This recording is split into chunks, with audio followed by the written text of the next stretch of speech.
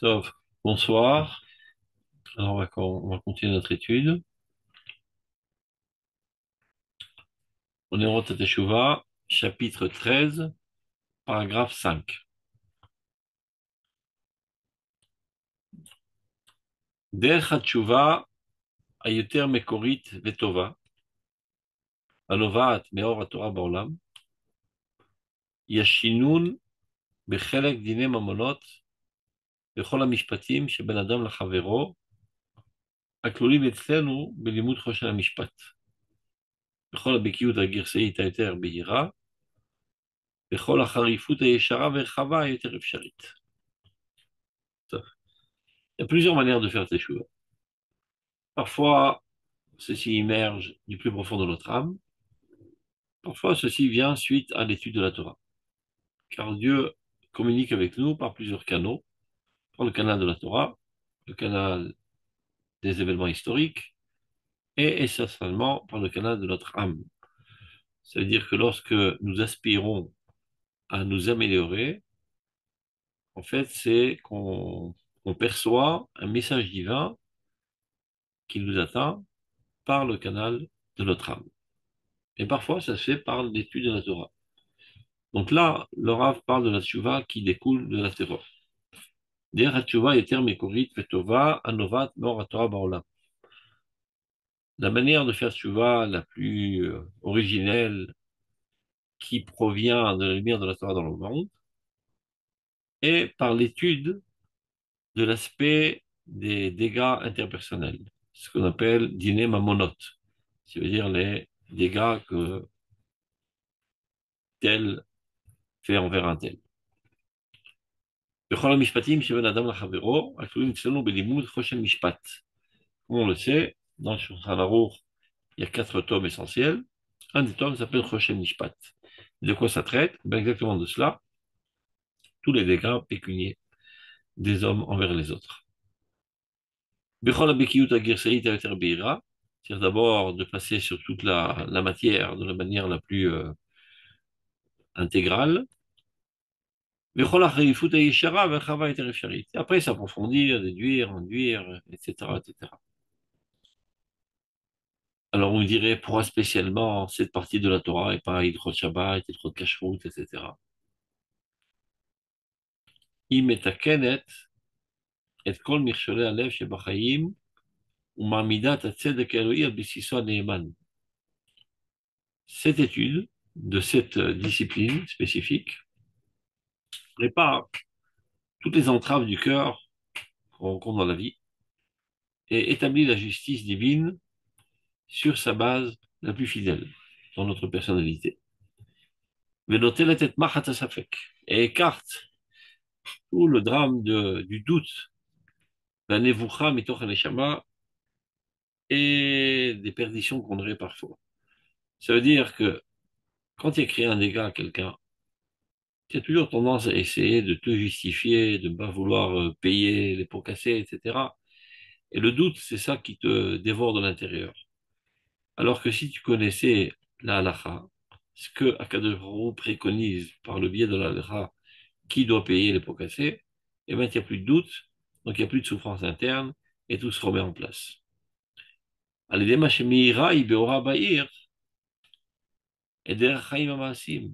Ces disciplines viennent éclairer de manière la plus brillante, on va dire, le chemin de la vie concrète. Maintenant, on comprend de là que la sainteté la plus haute, c'est Dafka, celle qui apparaît dans les domaines sociaux. On aurait pu penser que l'élévation individuelle dans la sainteté, dans l'impureté, dans l'application de Shabbat, Kashrut, Tfilin, etc., c'est ce qui nous rapproche le plus de Dieu. Mais le chidouche est de dire exactement le contraire. Car le rôle du judaïsme n'est pas d'élever l'homme vers le ciel, mais exactement le contraire, de faire descendre le divin dans ce monde. Qu'est-ce que ça veut dire faire descendre le divin dans ce monde? Faire en sorte que ce monde-ci, dans la société humaine, soit géré à la lumière de la justice divine. Contrairement, en l'occurrence, du christianisme, qui pense qu'il n'y a rien à chercher dans ce monde, le monde, ce bas monde, comme il appelle, est le monde du Satan, et il est voué de toute façon à sa destruction, à l'Apocalypse. La seule chose que tu puisses faire, c'est sauver ton âme et l'élever vers les cieux. Ben nous, on dit exactement le contraire. Ce monde est voué à une réussite éclatante. Et Motamashia, très intime, on parle d'un happy end, d'une fin extraordinaire. En fait, il n'y a pas de fin. C'est une éternité du monde. Il n'y a pas de destruction du monde. Arrête l'Olam Abad. Il va en s'améliorant de mieux en mieux. Et donc, l'objectif est de transformer Olam Hazé en Olam Haba. Ce monde-ci en un monde meilleur, le monde suivant. Très souvent, les gens traduisent mal le mot Olam Haba, et comme toute traduction qui est trahison, en le monde futur. Pour celui qui a quelques bases de grammaire et de conjugaison en hébreu, c'est très bien que Olam Haba, en aucun cas, ne veut dire le monde futur. Ça peut vouloir dire ou le monde qui est venu, le passé, ou bas, ou le monde qui est en train de venir, ou bas Arshav, le présent progressif. Mais sûrement pas le futur. Tu dis pas demain, je viendrai, tu dis pas Machar ani ba, mais Machar ani avo. Et pas comme certains disent aujourd'hui, malheureusement, Machar ani yavo, qui est une erreur typique de tous les gens qui savent pas parler l'hébreu. Machar ani avo, je viendrai. Machar hu ba. Tu dis pas Machar hu ba, demain il vient, mais demain il viendra. Ou yavo. Donc haba, ça veut dire ou il est venu, ou bien il est en train de venir. Le monde qui vient, on peut dire, non? Il est en train de venir. C'est le présent progressif. Mais c'est pas le futur. Parce qu'en fait, ce monde-là, il est déjà venu. C'est-à-dire, il est déjà venu. Il se trouve déjà dans la potentialité des choses. Et notre rôle est de le mettre à l'œuvre constamment. Donc, il y a un travail constant du peuple d'Israël de mettre à l'œuvre la potentialité positive qu'il y a dans ce monde. Dieu a créé un monde bon. D'ailleurs, Elohim Kitov, à la création, il est dit. Tout est bon. Après, les hommes, parfois, ils font des gaffes. Ils n'arrivent pas à mettre en évidence ce bien. Et l'homme aussi, Mais pardon, le français, il est bien, là, ça suffit. Si tu dis le monde qui vient, ça veut dire tout à fait le monde qui est en train de venir. c'est parfait, aucun problème. Mais très souvent, ils traduisent dans les écrits ça en français, le monde futur. Non, non, non, non, le monde qui vient. Et ils veulent faire allusion, en fait, Ouais, au monde de la mort, au monde ouais. des âmes. En là-bas, c'est dans ce monde-ci. C'est ce monde-ci, dans cette terre, dans ce globe terrestre, dans cet univers. Et c'est pas dans la stratosphère et c'est pas dans le monde spirituel. Et l'idéal, c'est la résurrection des morts. Ça veut dire que la vie divine apparaît dans la chair et non pas dans la spiritualité. D'où l'importance de Choshen Mishpat, qui vient gérer ce monde-ci à la lumière de la volonté divine. Donc, la discipline la plus sainte en étude de la Torah, c'est ni Kochim, ni Taharot, ni Zmanim, mais tous les babot, c'est-à-dire qui traitent des dommages pécuniaires des uns envers les autres, comment les régler à la lumière de la justice divine, afin que la société d'Israël soit la société, on va dire, prototype de la réussite humaine, afin que l'humanité soit drainée vers cet objectif. Donc, dit le Rav, si déjà on parle de tchouva qui provient de la Torah, parce que comme j'ai dit précédemment, il peut y avoir une tchouva qui provient tout simplement, qui émane de notre âme, qui provient de Dieu évidemment, eh bien, euh, l'étude la plus appropriée, prochaine Mishpat. Comment on dit le monde futur alors? Bon, ça n'existe pas le monde futur chez nous, il y a le monde qui vient. Si vous voulez parler du monde de la mort, Azolam Maneshamot, et qui est surtout, sûrement pas un idéal. C'est une chambre, comment on appelle ça, une salle d'attente jusqu'à la résurrection des morts. Et alors, il est vrai que parfois, par élargissement du terme, on appelle ça aussi Olam Haba. Parce que dans l'Olam Abba, l'homme sera tellement bon qu'il fera plus de mal. Et bien, lorsque quelqu'un est mort aussi, il ne fait pas de mal. Donc il y a une certaine ressemblance. Mais toute l'astuce, c'est de réussir à ne pas faire de mal en ayant un corps. Ne pas faire de mal quand il n'y a pas de corps, c'est pas tellement astucieux. Évidemment, il n'y a rien qui t'attire des choses sales et impures. Mais comme il y a une certaine ressemblance extérieure, on a tendance parfois à appeler ça Olam Haba. Comme on appelle Shabbat, mais Ein Olam Haba, ça ressemble au Olam Haba. Mais c'est pas le Olam Haba dont on parle. Olam Haba, c'est Olam Hazeh Aoler Uba. Ce monde-là qui est en train de progresser vers sa situation parfaite. Et le moteur essentiel qui fait avancer l'histoire dans ce sens, c'est le peuple d'Israël. La main de Dieu dans ce monde qui forge l'histoire humaine, eh ben, c'est l'âme du peuple d'Israël. C'est nous-mêmes. Donc, d'où l'importance de l'étude de cette discipline qui traite de la justice sociale.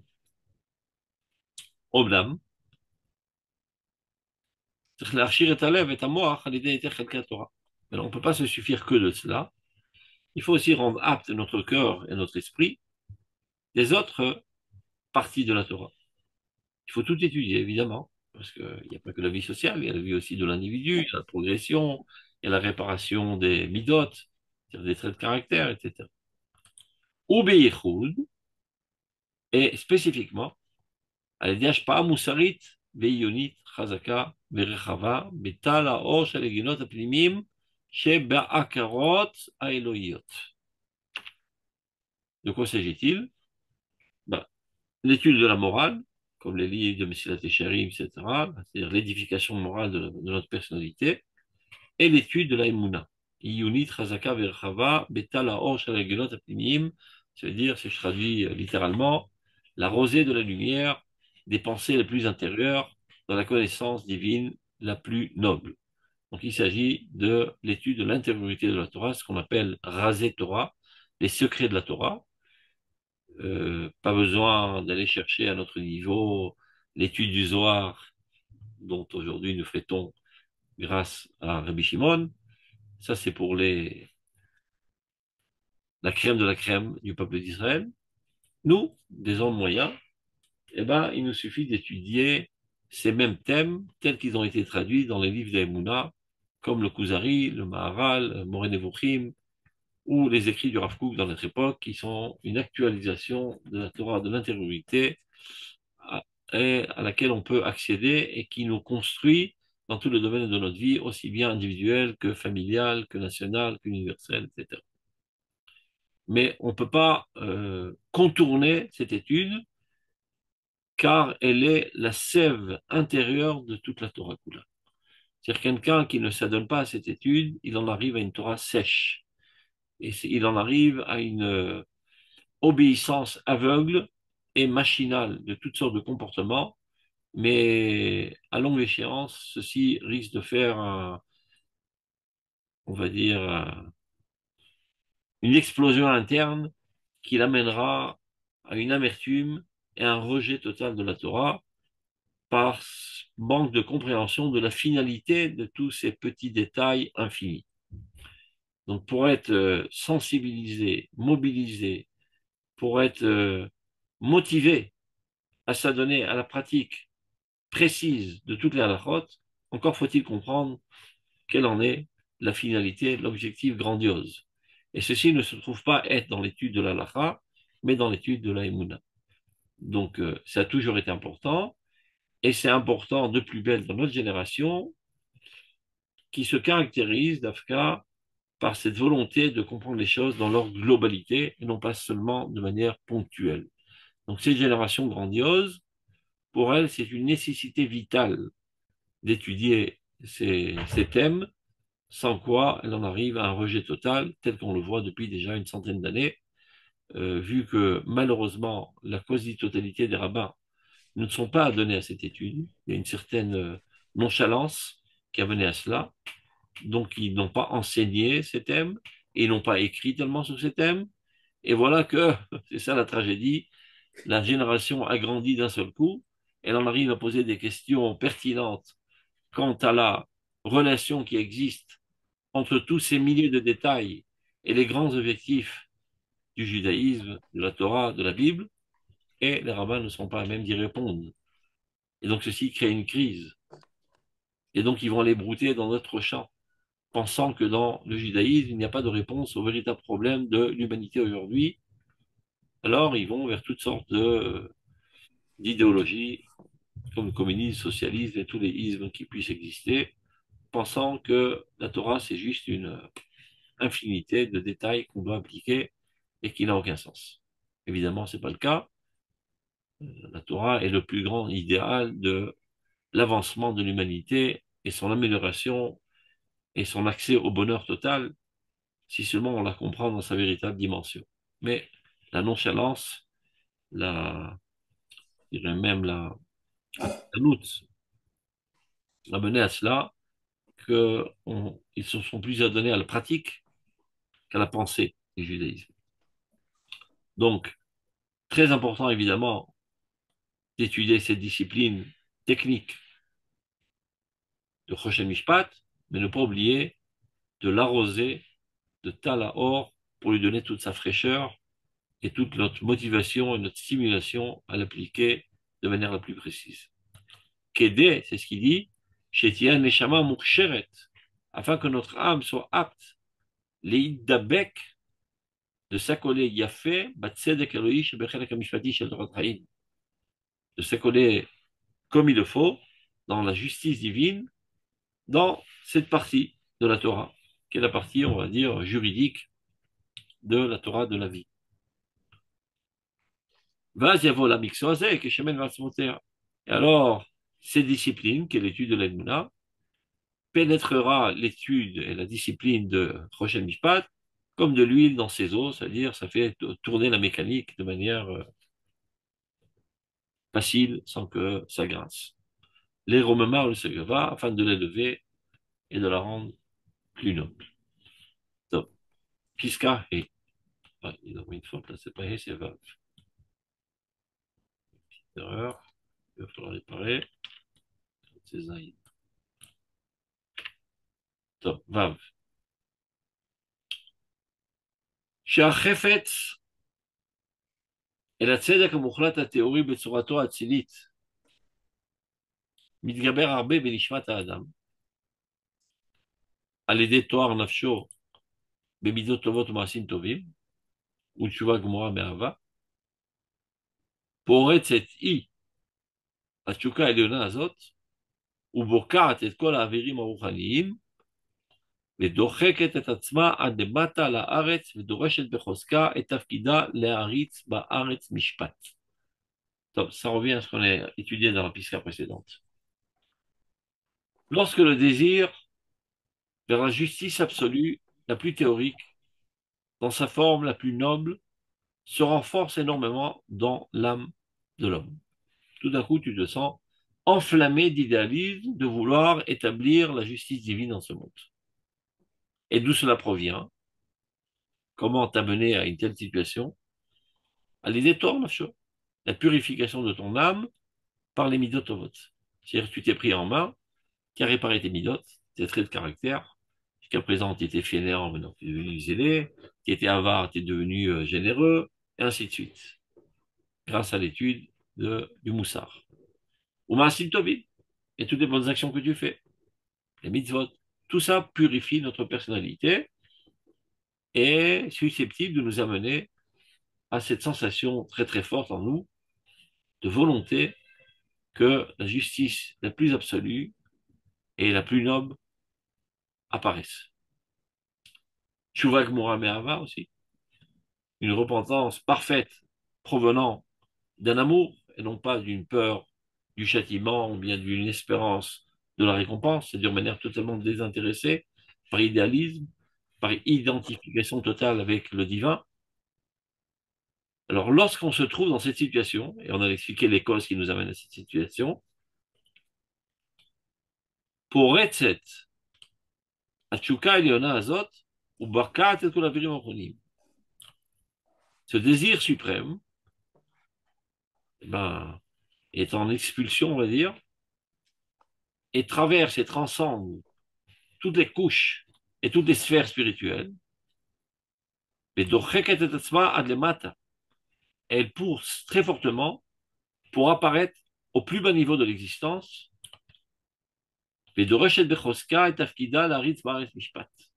exige son rôle essentiel d'établir dans ce monde la justice. Qu'est-ce que ça veut dire tout cela? Très souvent, il y a des gens qui ont des élévations spirituelles, surtout chez les autres peuples, en l'occurrence dans le christianisme. Alors ça les amène à vouloir s'isoler, s'élever dans leur tour d'ivoire et d'abandonner le monde, car il n'y a rien à chercher dans ce monde. Ben, chez nous, c'est exactement le contraire. Plus tu ressens une proximité très très forte de Dieu, plus brûle en toi une volonté que la justice divine éclate. Ça t'amène à vouloir l'établir dans ce monde. Donc tu ne restes pas dans les hautes sphères spirituelles, mais au contraire, ceci se traduit dans une volonté de faire, de changer de manière réelle ce monde-ci et de lutter contre toutes les oppressions, contre toutes les injustices de ce monde et de rétablir ce monde de manière qu'il soit fondé sur la justice. C'est-à-dire un véritable symptôme d'une vraie proximité de Dieu, c'est cette volonté de mettre la main à la pâte et d'améliorer ce monde.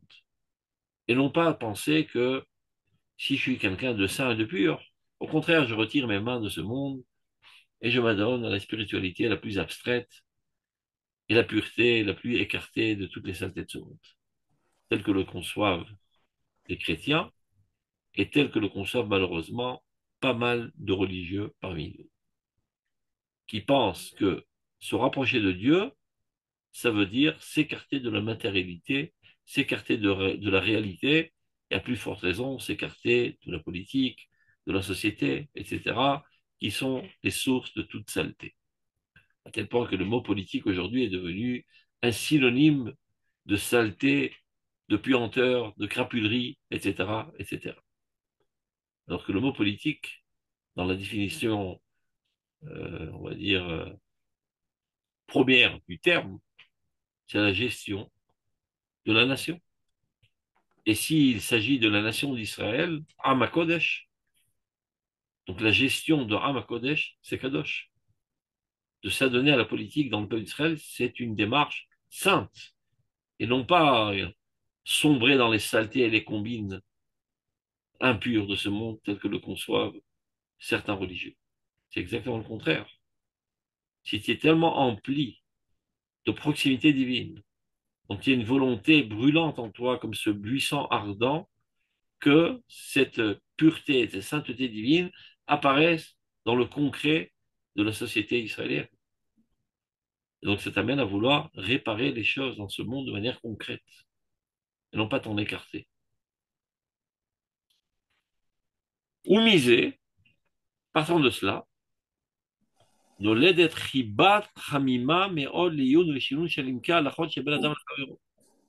naît en toi un amour chaud, très chaud, de t'adonner à une étude et à réviser aussi toutes les halachot qui concernent les relations interpersonnelles, de manière de savoir comment gérer la situation, de manière fondée sur la justice.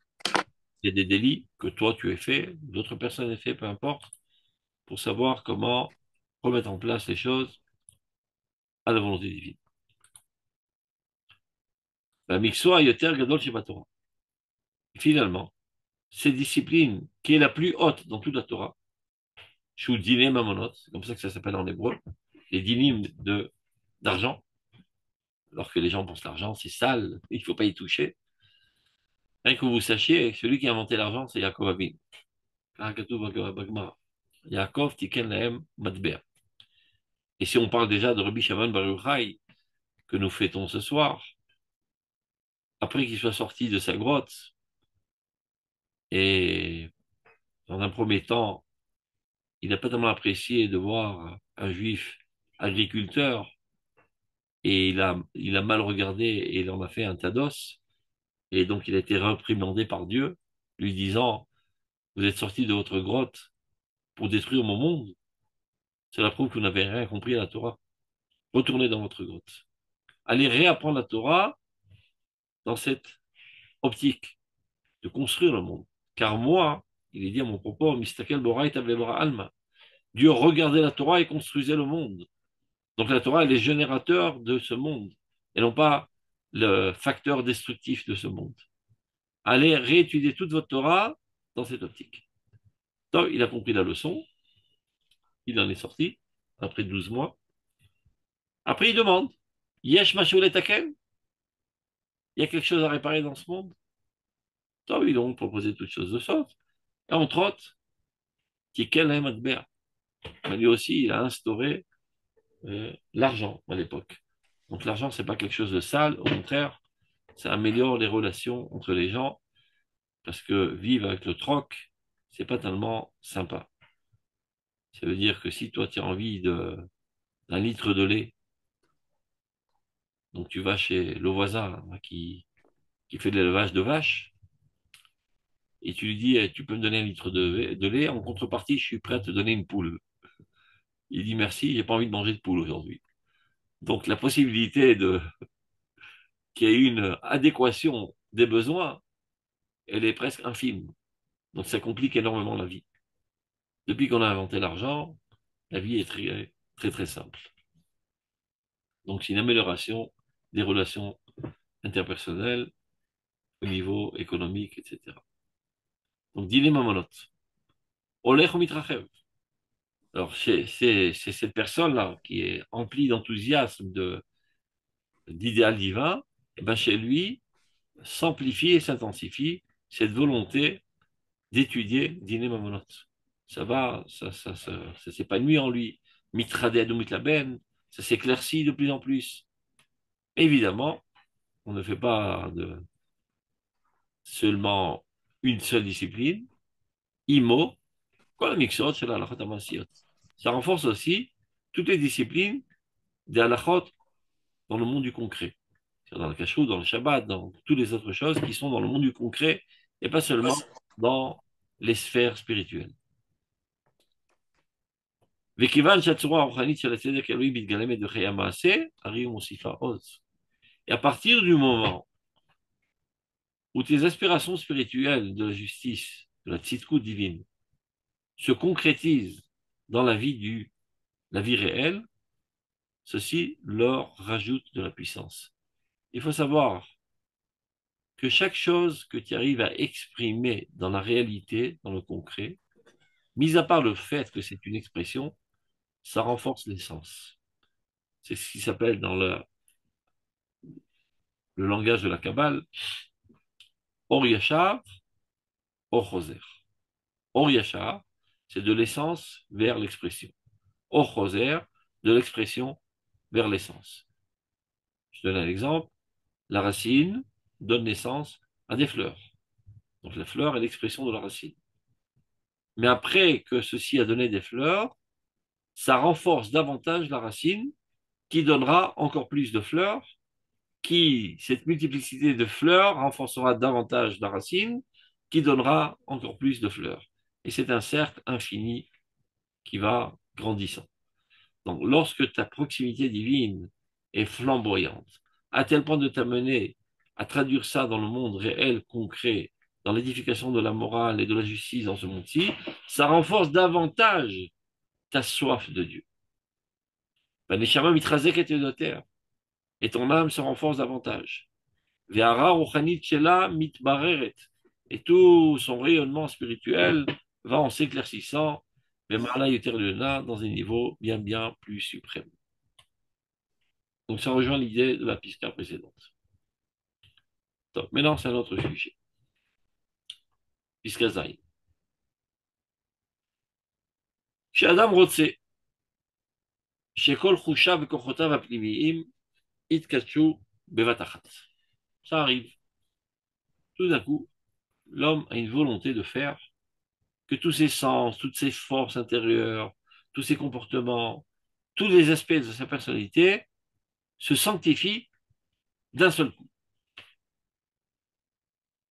Il y en a qui veulent Shalom Arshav, d'autres qui veulent Mashiach Arshav, pudding instant. C'est la maladie de la génération. La volonté que tout se fasse instantanément. Ils veulent conjugalité extraordinairement réussie de suite. Ils veulent éducation des enfants parfaite de suite. Donc, tout ça, c'est l'enfantillage. Les hommes adultes savent très bien que les choses prennent du temps à se construire. Sarah Mamarot Ibrahim Olam. Dieu a créé le monde en 10 paroles. Et il n'aurait pas pu le créer en une seule parole. Il aurait dit que soit un monde parfait. Et tout aurait été construit et créé d'un seul coup pour nous enseigner que dans ce monde, rien ne se fait de manière éclatante d'un seul coup. Il y a une progression constante, un effort constant. La théorie de Darwin nous enseigne qu'il y a une progression constante de l'existence. Et cette théorie, évidemment, est en adéquation totale avec la théorie de la Kabbale. Mais que peut-on faire? Ça existe. Il y a des gens qui se réveillent un beau matin, une moustique les a piqués, et ils ont une volonté brûlante, foudroyante, de tout réparer d'un seul coup. Les fiota alia rouhanit sheba karato keshimitala, à la mesure de leur élévation spirituelle. Tout d'un coup, ils ont compris c'est quoi le bien parfait, ultime, et ils veulent de suite que ceci se réalise. Ametziut, dit le Rav Kook, elle a knafaim, kemo asechel. La, la compréhension intellectuelle, elle peut percevoir très rapidement et de manière très lointaine. Mais le corps, il est dur à traîner. Je peux maintenant rêver d'être à Tel Aviv. C'est-à-dire, tu peux rêver, mais ton corps n'est pas là-bas. Tu dois prendre ta voiture et ça prend une demi-heure, 40 minutes, etc. Donc je peux rêver vouloir adhérer au niveau les plus hauts de la sainteté. Et c'est sincère, et c'est pur, et c'est saint, et c'est très bien. Mais sache que ceci ne se fera pas en un clin d'œil. Ça prend du temps, il y aura des crises, il y aura parfois des marches à reculons, etc., etc. Et il n'y a pas le choix, c'est comme ça que ça marche dans ce monde-ci. Donc le Rav maintenant commence à donner des directives précises, comment sortir de toutes sortes de situations psychologiques complexes. Donc, par exemple, celle-ci. Madame Rotze, l'homme veut,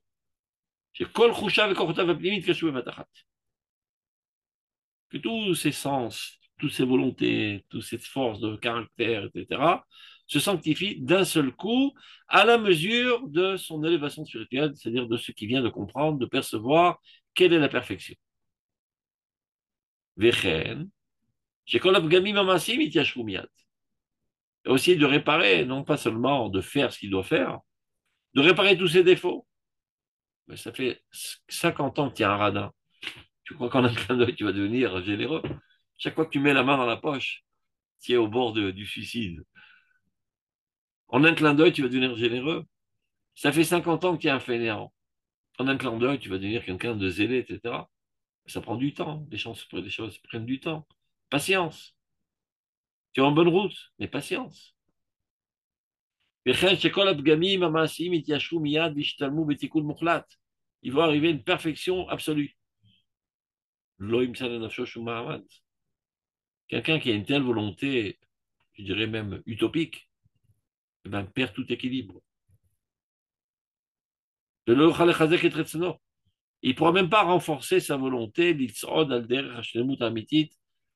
pour continuer d'avancer dans le chemin de la perfection. C'est-à-dire vouloir accéder à l'objectif d'un seul coup, non seulement c'est irréalisable, mais en plus, ça t'affaiblit davantage et ça risque de te faire chuter encore plus bas que ce que tu étais jusqu'à présent, parce que tu vas être frustré de n'avoir réussi dans tes projets. Tu t'es fixé un projet irréalisable, et après tu t'étonnes pourquoi tu n'arrives pas à le réaliser, et tu es déçu de toi-même, et donc tu en ressors frustré, et donc tu es nerveux, et parfois, ne pouvant t'énerver contre toi-même parce que ça fait mal d'entrer la tête dans le mur, tu t'énerves contre ton entourage. Et essentiellement, les gens qui sont un peu plus faibles sur toi que toi ou sous ta domination, comme parfois malheureusement ta femme, tes enfants, tes employés, etc. Donc, change d'objectif, change de cap. Continue de vouloir très fortement, ça c'est bien, mais sache que les choses prennent du temps. Et donc, construis-toi un plan de travail, comment arriver à ton objectif de manière progressive. Et c'est ça ce que le Rav explique. Et là, Aïkar, Jacolbo, quel est le principe pour réussir? D'abord, avant tout, Aliyat Akara, l'élévation de la conscience. De comprendre que ta situation actuelle, c'est pas le top. Et tu dois aspirer à une situation meilleure. Aliyat Akara. Par là, tout ça commence. La Teshuvah ne commence pas par un changement comportemental, mais d'abord, avant tout, dans une transformation de nos conceptions, dans l'évolution du bien et du mal. Qu'est-ce qui est bien et qu'est-ce qui est mal? Et être prêt à se dire que ce que je suis en train de faire maintenant, c'est mal. Et ne pas être soudoyé par soi-même. Prise de conscience. Achavnu, baganu, gazanu. Et le cran de le dire. Et n'essaie pas toujours de te justifier. Lo, achavnu, baganu, gazanu. Ce que j'ai fait, c'est pas bien. Si tu ne reconnais pas tes fautes, il n'y a pas de force, il n'y a presque aucune chance de progresser dans la vie. Donc d'abord, avant tout, aliyat akara. Deuxièmement, akbarat or Torah. Renforcer la lumière de la Torah. Ne rêve pas pouvoir réussir sans être relié comme une sonde à la Torah. Va tchouva ma'asit yesmuchala. Et ce n'est qu'après cela que la tchouva, au niveau de la réalisation concrète, vient se lier. Donc changement de prise de conscience, élévation de tes aspirations à la lumière de la Torah. Suite à cela, changement progressif des comportements. Et là, il donne les étapes. Batechila, badvarim shelab. D'abord et avant tout, les choses du futur. Les choses du passé, c'est plus compliqué à réparer. J'ai vexé mon prochain en public. Aller lui demander pardon en public, c'est un sacré paquet, ça. C'est pas tellement facile à le faire. Il faut des forces de personnalité. Et si je m'entête à vouloir commencer par cela, je risque de me désespérer par avance et de tout laisser tomber.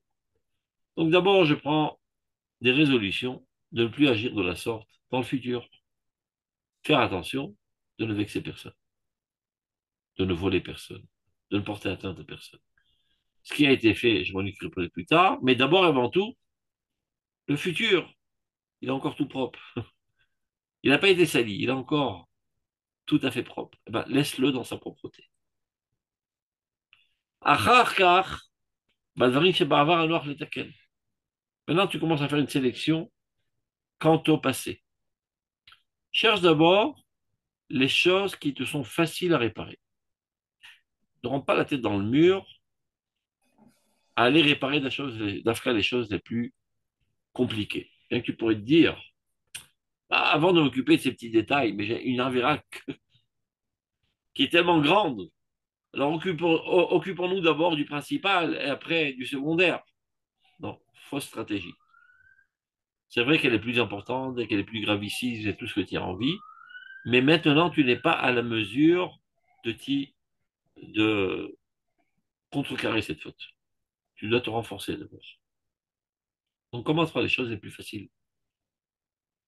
Tu prends un papier et un crayon et écris sur ce papier toutes tes fautes, toutes tes déviations morales, toutes tes saletés de caractère, étale tout ça sur le papier. Après, tu commences à graduer. Qu'est-ce qui met le plus facile à réparer? Donc, tu mets tes numéros, ça c'est le numéro 10, ça c'est le numéro 8, ça c'est le numéro 6, dans la gravité et dans la complexité des choses. Et en fonction de ça, tu commences. C'est ton plan de travail. Et ce n'est qu'après, tu peux élargir ton action envers des choses qui sont difficiles à réparer. Et de cette manière, il ira de plus en plus haut. Jusqu'à qu'il aura le mérite de tout réparer, si il va dans cette démarche. Aval, al yazuz mishum davar metzidato orchanit al piota madriga pelimit shenishmato bikerbo tovat oto. En aucun cas n'arrêter ta progression spirituelle. C'est-à-dire, en aucun cas décider de freiner ma progression spirituelle tant que je n'ai pas encore réalisé. C'est-à-dire, si j'arrive à m'élever dans mes compréhensions, dans mes aspirations, au niveau 1 million, mais de fait, dans la réalisation, je me trouve aujourd'hui au niveau 100. Je pourrais me dire, attends, arrêtons les aspirations, parce que de toute façon, je suis très loin du compte. Je m'occupe de 100. Quand j'arriverai à 900 000, je penserai à progresser davantage dans mes aspirations. Non. L'aspiration, elle est libre. Elle n'a pas de frein. Tu peux aspirer à 1 milliard, aucun problème. Et au contraire, c'est ça ce qui te donnera les forces de progresser dans le concret et dans le réel de 100 à 200. À la vue de cet objectif si grandiose, si sain, si pur, si enthousiasmant, c'est ça qui te stimule et qui te donne les forces de te mesurer aux problèmes concrets dans le journalisme. Maintenant, cette stratégie que le Rav Kook propose, elle apparaît à plusieurs reprises dans son livre. On peut l'expliquer de deux manières. On peut l'expliquer de manière psychologique et on peut l'expliquer de manière, on va dire, plus intérieure quant à l'âme. Je m'explique. Je donne un exemple tout simple d'un étudiant qui fait un examen et il y a ce qu'on appelle un examen américain. Donc il y a, je sais pas, une vingtaine de questions auxquelles il doit répondre. Il commence à lire la première question, il comprend rien. Alors il s'entête à trouver une solution à la première question. Et voilà que la montre tourne. 10 minutes, 20 minutes, 30 minutes. Et il voit qu'il est encore coincé dans la première question. Et il se dit, avec tout ça, je ne suis qu'à la première question. Il m'en reste encore 19 à solutionner. Il désespère, il rend la feuille et il sort de la salle de l'examen. Donc, ce qu'on lui propose, avant de commencer à solutionner les questions, dit d'abord tout l'examen. Et commence à mettre des nivelés selon la difficulté. Cette question est facile, celle-là un peu moins facile, celle-là est très difficile. Alors, je commence d'abord à répondre aux questions faciles. Et la satisfaction que cela me procure d'avoir réussi à répondre à ces questions renforce ma personnalité. Et tout d'un coup, je me sens plus fort à me mesurer aux questions moyennes. Et je réussis aussi. Et maintenant, je me sens encore plus fort. Armé de cette réussite et de satisfaction, ça me donne les forces maintenant de mesurer à la question qui me paraissait inaccessible. Ça, c'est une explication psychologique, et évidemment, elle est vraie. Mais il y a une explication bien plus profonde. En fait, quand tu fais d'Araverot, tu te vides de divinité. Tu te vides de vie. C'est-à-dire, supposons que tu apparais dans ce monde avec un potentiel de vie, disons, 100 litres de vie. Tu as fait une Arvera, tu n'as plus que 95 litres. Une autre, 90. Une autre, 80. Tu es en train de te vider, tu es en train de te suicider petit à petit.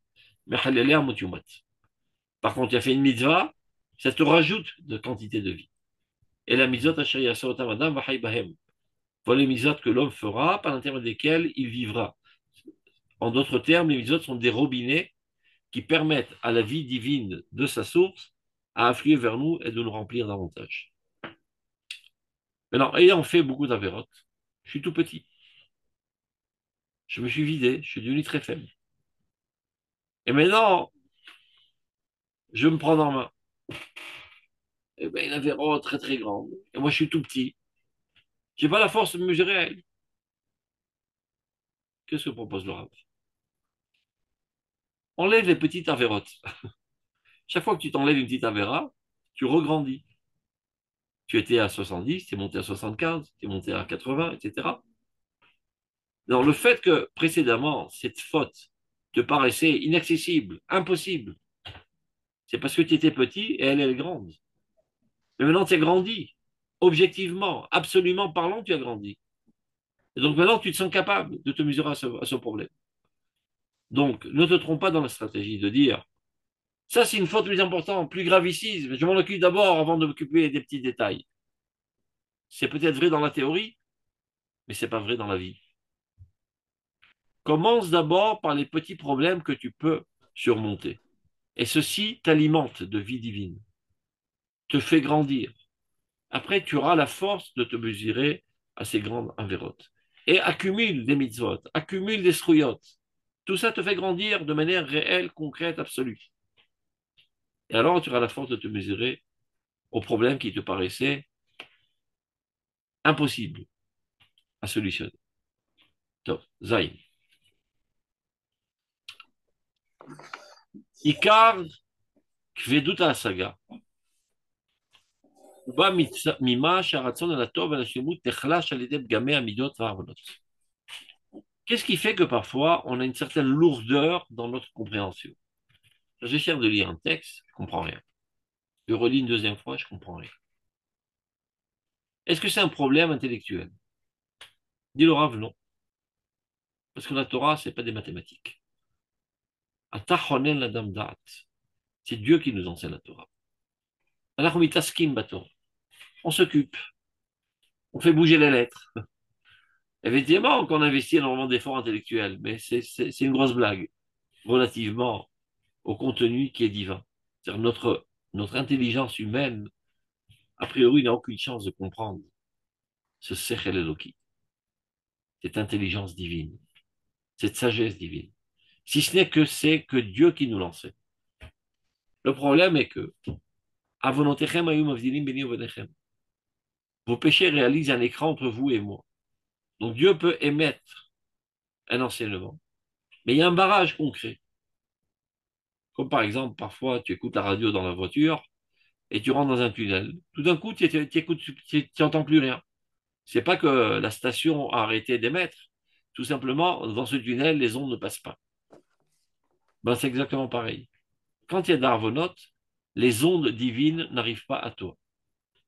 Et c'est ce qui fait que tu n'arrives pas à capter le message divin, et c'est ce qui fait que tu ne comprends pas lorsque tu étudies la Torah. Donc, le problème essentiel dans la lourdeur de compréhension, parfois c'est un problème technique tout simplement. Il n'y a pas une tête bien faite, tu n'as pas étudié les maths, donc ta tête ne réfléchit pas comme il faut exactement, donc tu ne comprends pas tout ça. Mais des fois, c'est quelqu'un qui comprend très bien, qui est quelqu'un d'intellectuel, rationnel, qui peut comprendre très bien une équation mathématique. On lui donne une page de Gemara ou bien un livre de Emouna et il n'arrive pas à comprendre de quoi il s'agit. Le problème essentiel dans la lourdeur de compréhension, On t'entend moins, là. On t'entend moins. la volonté du bien. Il y a un problème avec ton micro, là. Je n'y peux rien. J'espère que ça va revenir. Vous entendez maintenant? Voilà, c'est bon. Ça dépend. De temps en temps, il y a un arrêt dans l'Internet. Donc, ça provient du fait que ta volonté du bien et de la perfection s'est affaiblie. Et pourquoi elle s'est affaiblie? À l'aider Pgamé Amidot Varvanot.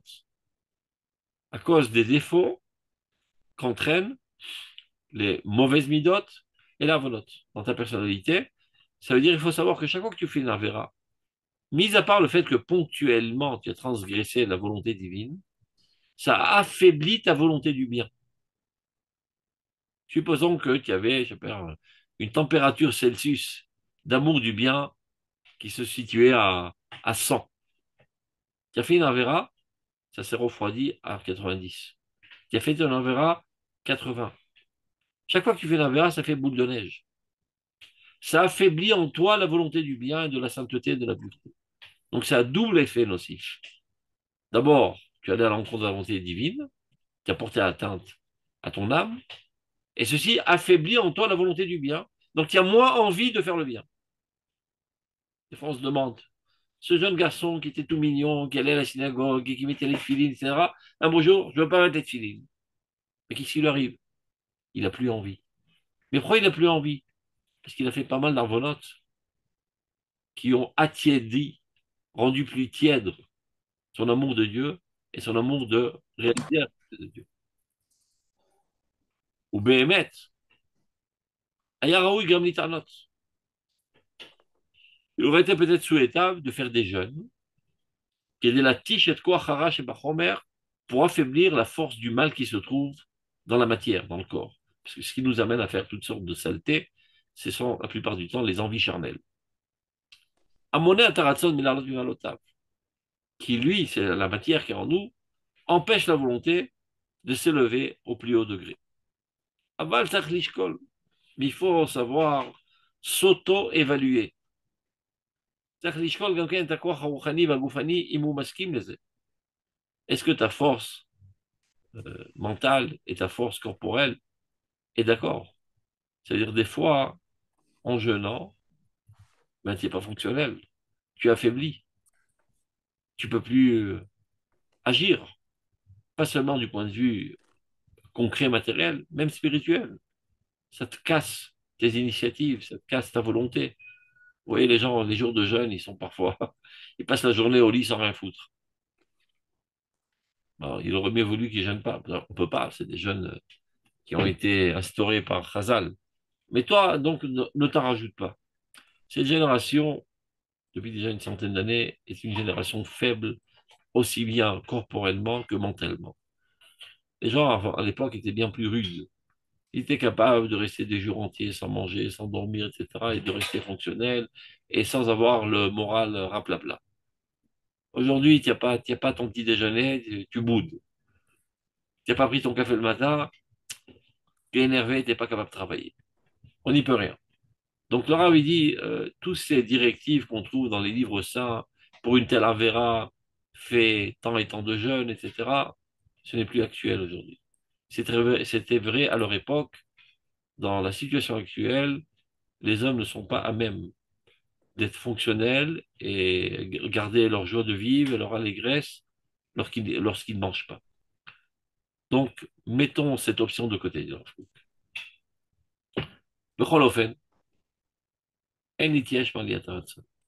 Surtout ne pas désespérer de l'élévation de ta volonté.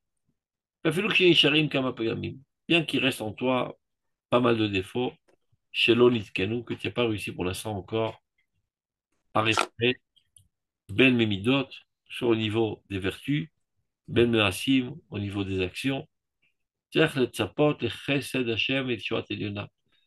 si tu veux vraiment t'améliorer et que tu ne désespères pas, et en plus que tu agis selon ce que le Rav a préconisé dans la pisca précédente, de graduer tes efforts en fonction de tes possibilités, tu peux espérer à la bonté divine qui viendra t'aider du plus haut possible. Kitov v'yachar Hashem v'yoreh hatayim bader, car Dieu est bon et droit et montre le chemin des pécheurs, comment se sortir de tous les galères dans lesquelles ils se sont embourbés.